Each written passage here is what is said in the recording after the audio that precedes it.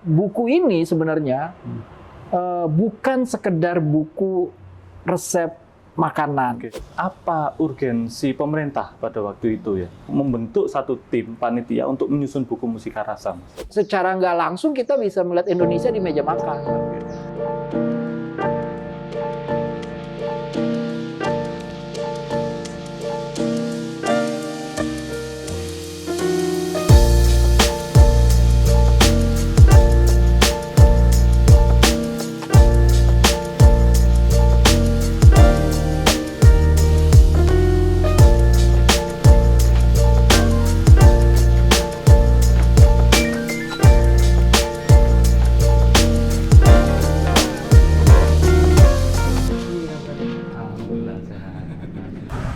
Assalamualaikum warahmatullahi wabarakatuh. Kali ini saya di Pak Kusnadi YouTube channel bersama dengan Mas Jiji Rizal. Pada pertemuan kali ini, kesempatan ini, saya dengan Mas Jiji Rizal akan mengulik sebuah buku yang sangat menarik dan mengandung gagasan yang luar biasa, yaitu Mustika Rasa.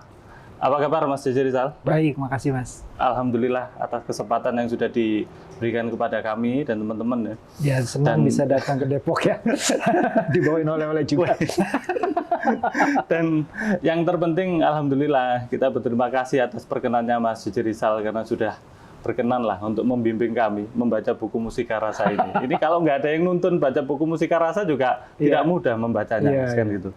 Karena mengingat ternyata ada apa ya, bisa dikatakan makna, ada kandungan yang perlu kita kupas sehingga kita bisa menemukan intisari daripada buku Mustika Rasa ini. Nah, seperti yang sudah banyak kita ketahui Mas Jiji Rizal, bahwa buku Mustika Rasa ini kan diterbitkan dan dicetak pertama kali oleh Departemen Pertanian ya di tahun 1967. Kalau kita mengacu pada pendahuluan atau pengantar yang diberikan oleh Menteri Pertanian pada saat itu, maka itu di bulan Februari 67. Ya. Nah, kemudian Komunitas Bambu menerbitkan dan mencetak ulang di tahun 2016 ya Mas ya. Kemudian disusul 2020. Alhamdulillah itu kemudian. Nah, saya rasa kemudian sebelum kita masuk terlalu jauh Mas, kita bicara tentang Mustika Rasa. Alangkah baiknya kita ini kan ingin tahu terlebih dahulu tentang apa sih sebetulnya latar belakang dan tujuan disusunnya buku Mustika Rasa ini Mas. Seperti yang kita ketahui ini kan bahwa buku Mustika Rasa ini kan buku masak ya Mas ya. Kalau berdasarkan covernya itu Mustika Rasa resep masakan Indonesia kan begitu. Nah, apa sesungguhnya latar belakang dan tujuan pemerintah pada waktu itu ya menyusun buku Mustika Rasa Mas? Ya, buku Mustika Rasa ini buku yang kita cetak sebagai penerbitan dokumentasi sebenarnya. Jadi dia sejenis arsip yang kita anggap penting untuk diterbitkan ulang dengan merenovasi beberapa bagian. Nah, ini emang tradisi yang ada di Komunitas Bambu ya. Kita menerbitkan beberapa naskah yang kita anggap itu sebenarnya dokumen yang sangat penting untuk dirayakan kembali karena di dalamnya ada diskurs yang tetap bisa aktual dan bisa memberi kita pelajaran penting untuk kita hari ini dan untuk kita ke depan.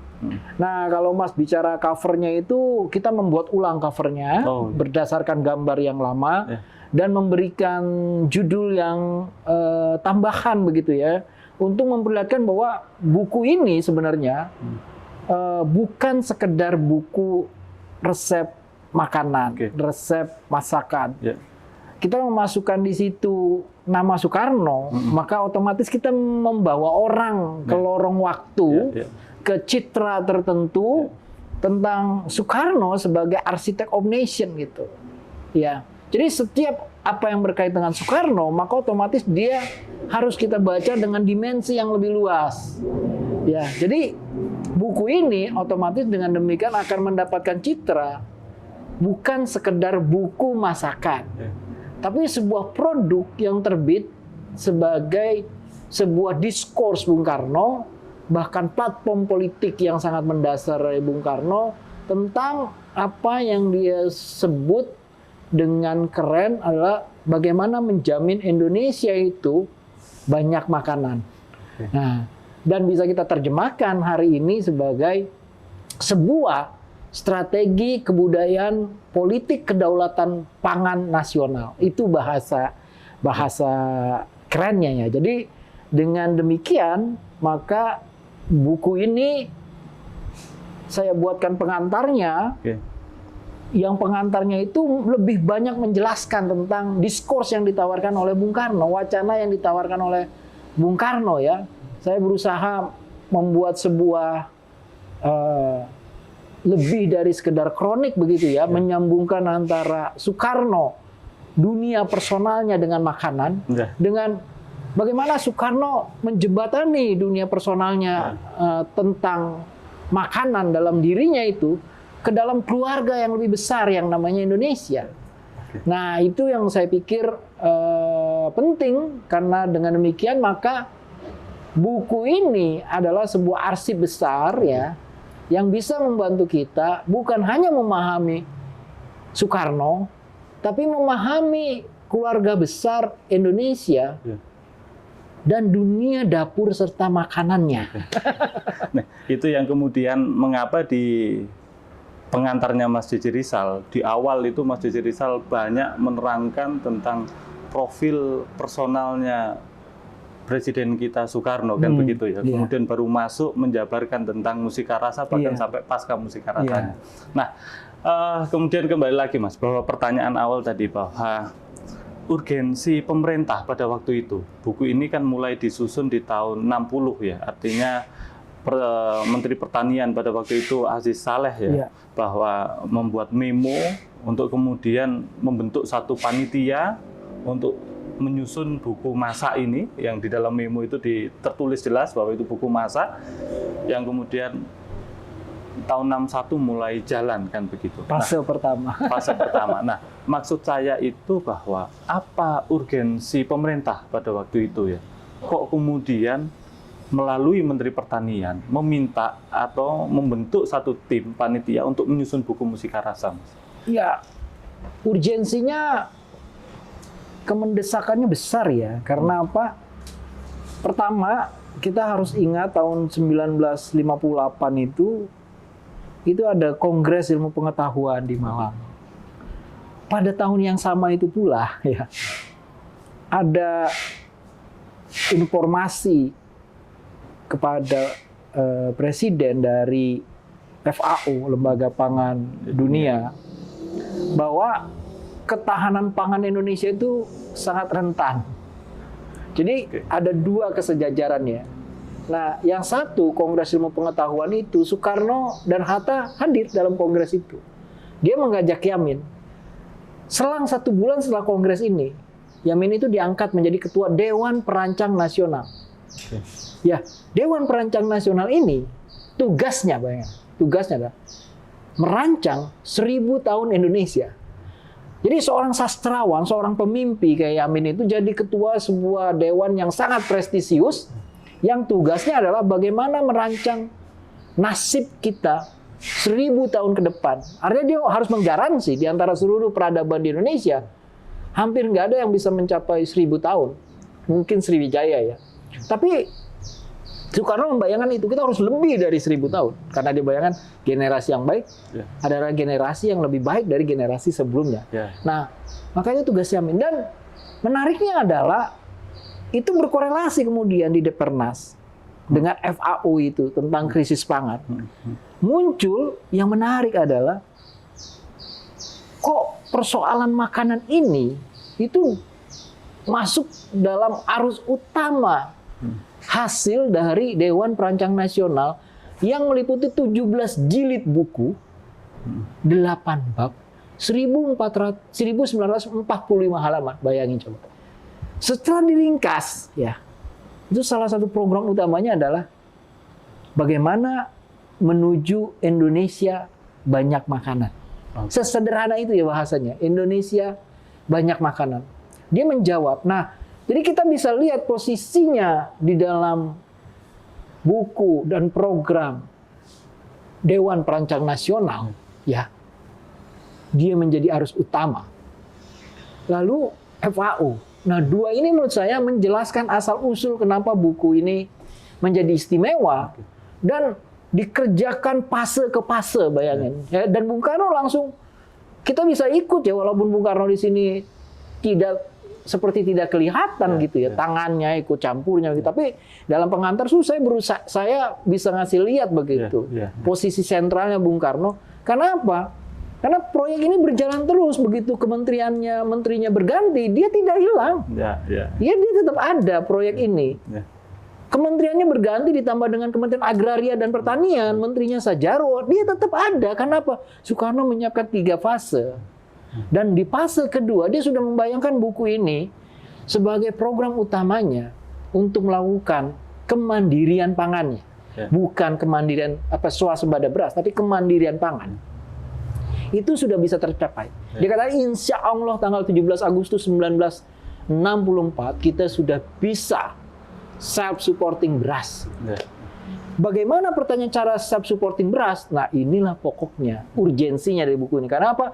Dia menawarkan keanekaragaman pangan untuk menjawab persoalan yang dikatakan mengancam Indonesia, yang namanya krisis pangan. Buat Bung Karno, jawabannya itu, Indonesia banyak makanan, tapi problemnya yang dikenal hanya satu makanan, namanya nasi. Itu problem besar. Jadi bisa dikatakan ya Mas, bahwa latar belakang disusunnya Mustika Rasa itu ada di tahun 1958 di Malang itu, 59. Ya, dan kemudian FAO tadi ya, yang kemudian menjadi satu dorongan kuat untuk menyegerakan terrealisasinya bahwa kemandirian pangan tadi, kan begitu ya.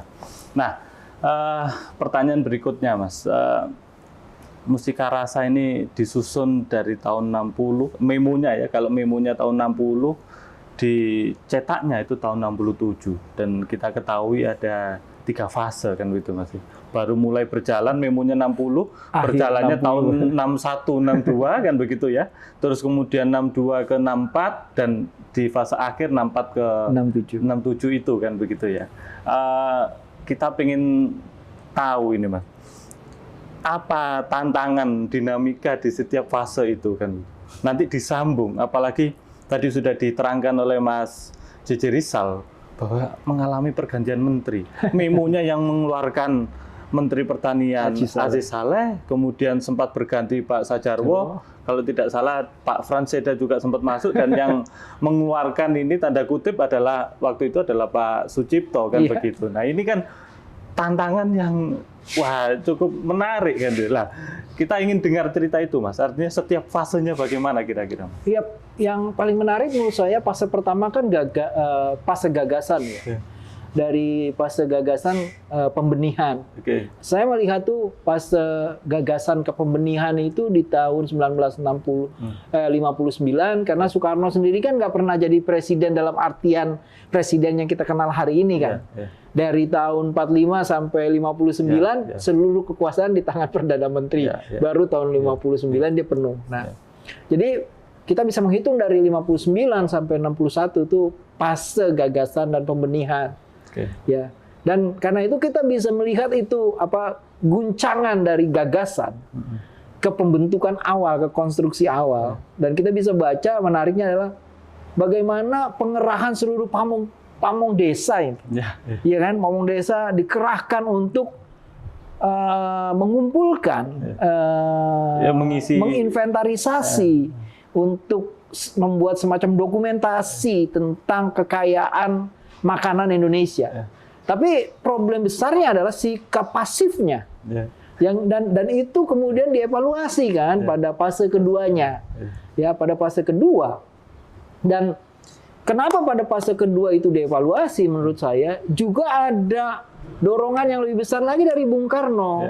Karena selain program Ganyang Malaysia, itu program Indonesia banyak makanan itu termasuk program prioritas di tahun 62 sampai tahun 64 begitu ya. Jadi di situ kita bisa lihat fase kedua tidak lagi seperti fase pertama karena dia punya tim khusus, dan ada faktor yang paling menarik melibatkan sarjana nutrisi, gizi gitu ya, untuk diterjunkan mahasiswa dan sarjana maksudnya ya. Kemudian juga ada telepon. Ya, jadi mulai menggunakan telepon untuk menginventarisasi dengan lebih aktif ya begitu ya. Dan fase terakhirnya, fase dari 64 ya ke 67, sebenarnya fase yang udah lewat. Karena bayangannya kan dia tidak terbit tahun 67. Tapi masuk fasenya Ibu Hartini. Yang kalau kita baca di di koran-koran sejaman, Ibu Hartini kan doyan masak ya.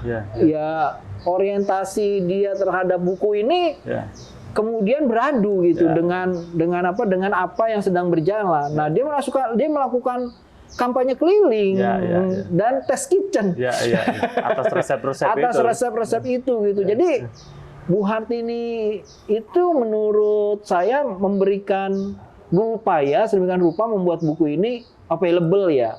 Kalau di dapur, digunakan di dapur begitu. Nah, jadi ada dua gagasan yang menurut saya bisa berserbangan, bisa beradu di fase ketiga itu. Sehingga bayangan buku ini terbit pada awalnya itu akhirnya tidak kesampaian, dan buku ini akhirnya pun terbit dengan situasi-situasi dan keadaan redaksional yang tidak sempurna. Tapi dalam ketidaksempurnaannya itu menurut saya dia tidak bisa menghilangkan kecemerlangan dari gagasan awalnya. Dalam periode balita ya, kita melihat periode balita, periode 5 tahun itu gagasan itu istimewa. Ya, gagasan dasar bagaimana memandu sebuah proyek keanekaragaman pangan itu melalui sebuah buku resep, buku makanan. Tapi buku makanan yang menurut saya agak ajaib ya, karena hampir 1/4 halamannya isinya itu tentang dunia dapur, bukan tentang resep. Nah, kita bicara setiap fasenya itu tadi Mas, ini kan menarik ya, bahwa ternyata melibatkan Pamong Praja di fase 1, dan itu kemudian panitia membuat angket. Saya membayangkan, angket ini kalau sekarang mungkin jauh lebih mudah ya. Ada email, kita bisa kirim via WhatsApp kan gitu, format PDF. Kalau dulu gitu nyebar angket itu kira-kira gimana kan gitu loh Mas. Menurut Mas Rizal gimana? Ya itu ya kita tidak membayangkan kerumitan seperti yang terlalu ekstra berlebihan ya menurut saya. Karena waktu itu juga kan sistem perposan, terus pertemuan-pertemuan itu kan intens ya. Misal saya mengutip beberapa kongres Pamong Praja begitu ya, kemudian petani kayak gitu. Dan sarjana-sarjana yang banyak turun terlibat langsung diutus ya, maksud saya di fase kedua itu kan pelibatan mahasiswa dan sarjana itu dia tidak lagi diam di tempat. Tapi dia pergi ke tempat-tempat gitu. Dia nyamperin begitu loh. Dan itu menurut saya yang memungkinkan sebenarnya buku resep ini hampir bentuknya utuh seperti yang kita kenal hari ini pada fase kedua. Nah, fase ketiga itu kan lebih banyak Ibu Hartini melakukan kampanye kan. Kampanye keanekaragaman pangan melalui dapur rumah tangga. Karena inti terbesar pelaksana mesin buku ini sebenarnya ibu-ibu PKK kan. Nah, di fase ketiganya kan lebih pada bisa dikatakan penyempurnaan ya untuk bukunya sendiri. Yang memang berkembang di fase keduanya itu kan bahwa pihak-pihak yang terlibat juga semakin banyak, tidak seperti yang di fase 1. Kemudian juga angket-angketnya juga disempurnakan, dan kemudian juga ada tes masaknya kan gitu ya, maksudnya di fase kedua itu kan begitu ya, untuk menguji benar kaitan dengan informasi yang sudah diperoleh dari Pamong Praja atau pihak-pihak dari wilayah-wilayah di daerah-daerah kan begitu ya. Nah, kemudian yang menarik lagi itu kan tadi Mas ya, bahwa ini sempat mengalami pergantian menteri, bahkan nama kementeriannya pun berubah. Gitu. Tapi ternyata nomenklaturnya juga berubah. Tapi ternyata juga alhamdulillah juga di tahun 67 ya, dengan kondisi apapun itu buku ini bisa terbit, dicetak dan terbit kemudian.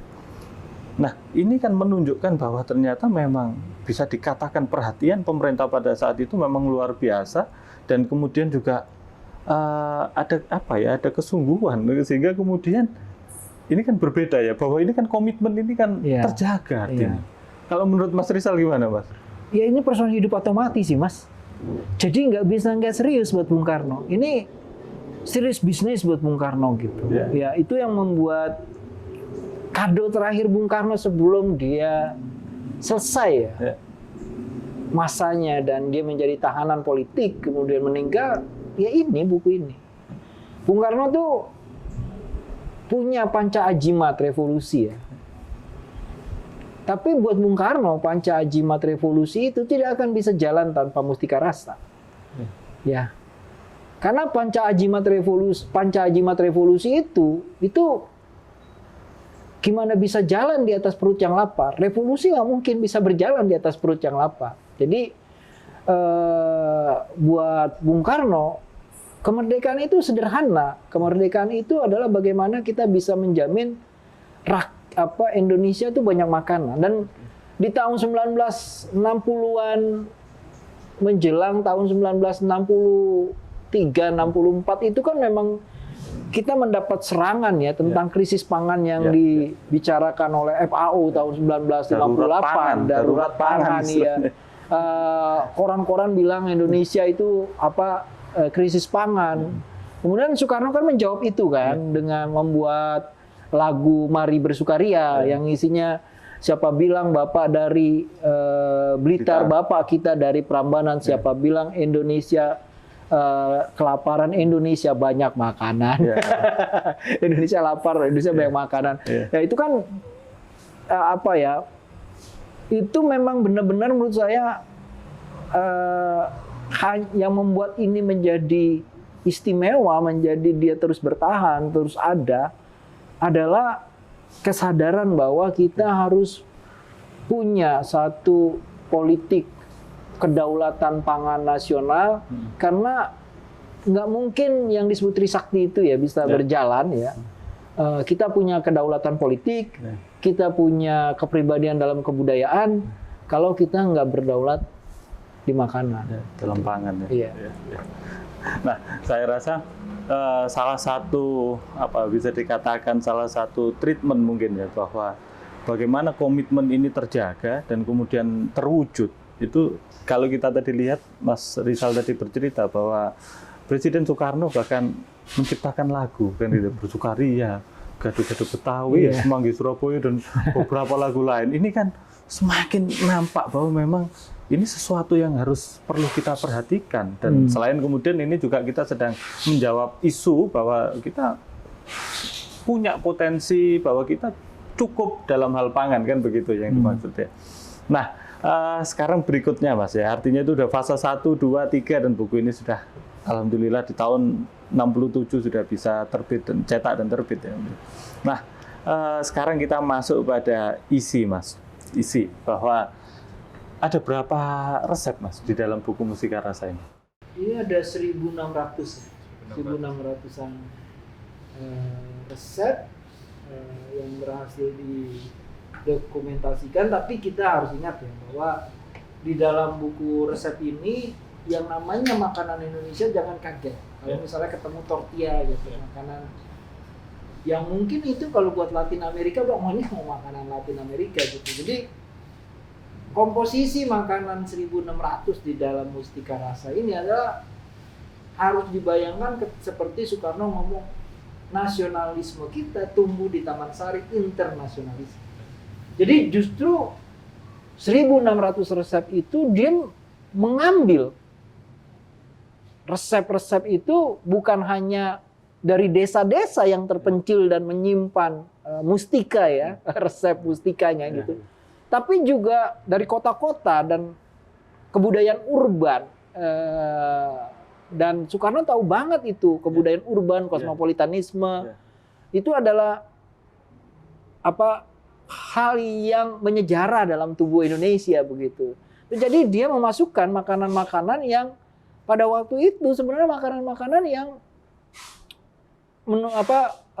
tren begitu ya di antara kelompok upper middle class begitu ya. Tapi juga kita bisa lihat dengan memasukkan makanan-makanan dari Latin Amerika. Kita ingat bahwa tahun 1962 gerakan non-blok kan mulai. Ya, gerakan non-blok dimulai. sebagai bagian dari manifestasi semangat Konferensi Asia Afrika tahun 1955 ya. Dan hubungan dengan Latin Amerika semakin kuat. Itu yang membuat menurut saya kita bisa menemukan konteks politik ya di dalam konteks sejarah politik di dalam resep-resep yang dimasukkan secara nggak langsung oleh Bung Karno begitu, memberikan gagasan tentang kompleksitas makanan itu. Jadi kita menurut saya dibebaskan begitu dari membaca buku resep ini dari a priori chauvinistik begitu, a priori terhadap luar gitu, asing kayak begitu tuh. Kita dibebaskan dari itu, tapi kita juga dibebaskan dari nasionalisme yang sempit gitu, yang sifatnya chauvinistik, seolah-olah makanan tradisional, makanan asli. Dia nggak menggunakan kata asli, ya. Dia tidak menggaransi kata asli di Mustika Rasa, tapi dia menggaransi tentang fleksibilitas, kelenturan dari kebudayaan Indonesia, dan itu justru kebesarannya, kemampuan menyerap aneka macam, aneka ragam kebudayaan dan kemudian mensintesakannya. Sehingga bukan hanya menyifatkan sesuatu yang plural, sesuatu yang multikultural, tapi interkultural. Jadi bagaimana makanan-makanan Tionghoa itu diadopsi sedemikian rupa dalam sejarah kita. Bagaimana makanan-makanan Belanda diadopsi sedemikian rupa dalam makanan kita. Bagaimana makanan-makanan Arab diadopsi sedemikian rupa dari makanan kita. Dia akan bersanding dengan makanan-makanan dari dunia tradisi kita yang tua, yang lama, yang mungkin kita nggak bisa lacak lagi jejaknya dalam pola-pola kebudayaan yang sangat berbeda-beda. Ya, dari pola kebudayaan maritimnya, pola kebudayaan darat, kemudian pegunungannya, begitu. Atau peradaban-peradaban yang sifatnya secara ras itu sangat berbeda, seperti dengan antara makanan-makanan di Papua, di timur gitu, dengan di barat. Gitu. Itu menurut saya kompleksitas yang menarik, yang secara nggak langsung kita bisa melihat Indonesia di meja makan. Oke. Dan itu semua adalah resep masakan Indonesia. Ya, jadi kita nggak menyebut makanan asli gitu, tapi kita menyebutkan resep masakan Indonesia. Iya.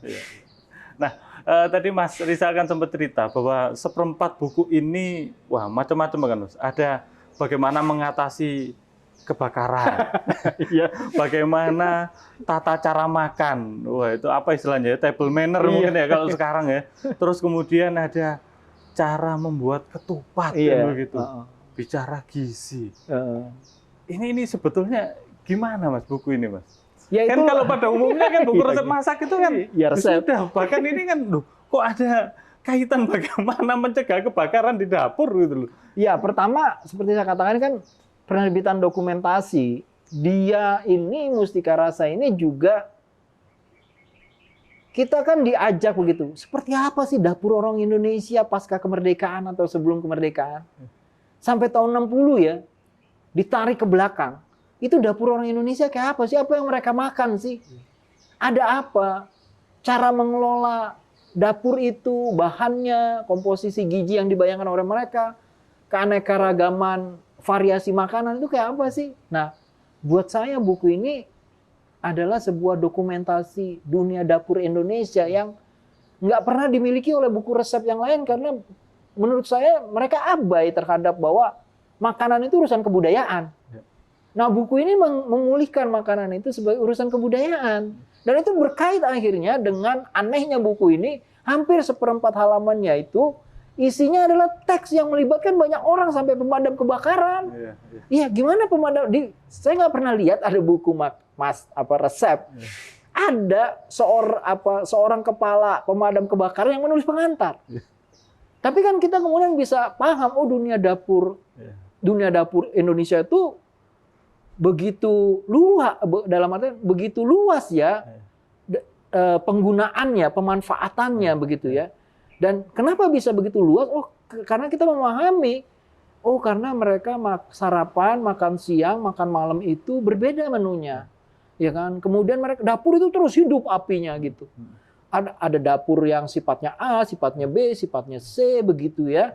Kita bisa lihat variasi-variasi dapur itu. Nah, itu yang saya pikir kita diingatkan lagi tentang, oh sentra dari arsitektural ruang rumah kita tuh ternyata dapur.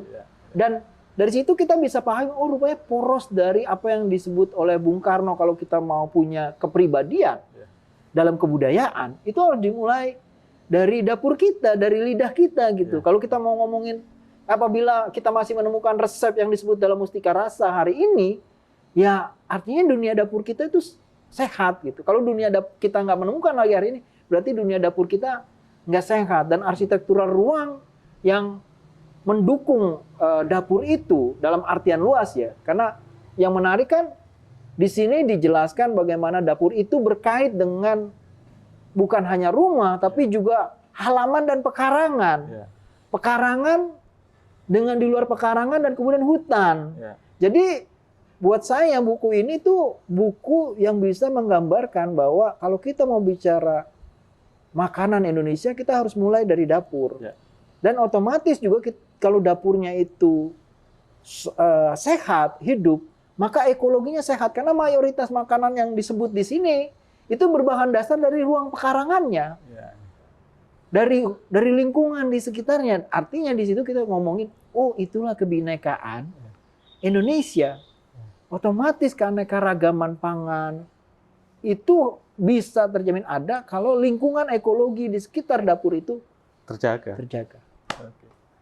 Itu nggak ada buku resep kayak gini menurut saya. Jadi ini berusaha memaknai bahwa dapur atau mungkin tadi lidah ini bukan hanya sekedar mengisi perut yang kosong atau yang lapar, tapi ini juga berkait dengan bagaimana lingkungan tadi yang disampaikan oleh Mas Rizal, ekologi tadi kan gitu. Yang kita ributkan dan rasakan hari ini. Bisa dikatakan menjadi salah satu indikator lah ya kalau kondisi di dapur ini sedang tidak tanda kutip tidak kondusif, tidak sehat, kita tidak bisa memperoleh material atau bahan baku, maka sesungguhnya sekarang secara sederhana gini, ada resep pakis di sini. Pakis itu nggak bisa kita tanam di pekarangan, nggak bisa kita budidayakan. Pakis itu dari hutan. Pertanyaannya, kalau kita mau masak pakis sekarang, kita pergi ke hutan, di mana kita bisa dapat pakisnya? Dia semakin besar atau semakin kecil? Nah itu indikasi kalau makanan pakis itu hilang dari dapur, kita bisa garansi hutan kita nggak sehat. Jadi buku ini secara nggak langsung bisa ngajarin kita hari ini, oh pantas kita punya masalah gitu ya dengan ekologi kita, karena dapur kita nggak sehat itu. Nah ini kita semakin menemukan lah Mas bahwa memang benar bahwa buku ini memang menarik dan mengandung gagasan yang luar biasa. Karena bukan hanya sekedar bicara tentang resep, memasak, kemudian kita lapar, kita makan, tapi ternyata lebih luas lagi di dalam memaknai resep ya kan buku Mustika Rasa ini kan gitu ya. Kalau sekarang menurut Mas Jeje Rizal, apa menu yang unik dari kumpulan resep ya 1600-an tadi itu, apa yang unik menurut Mas? Yang unik sebenarnya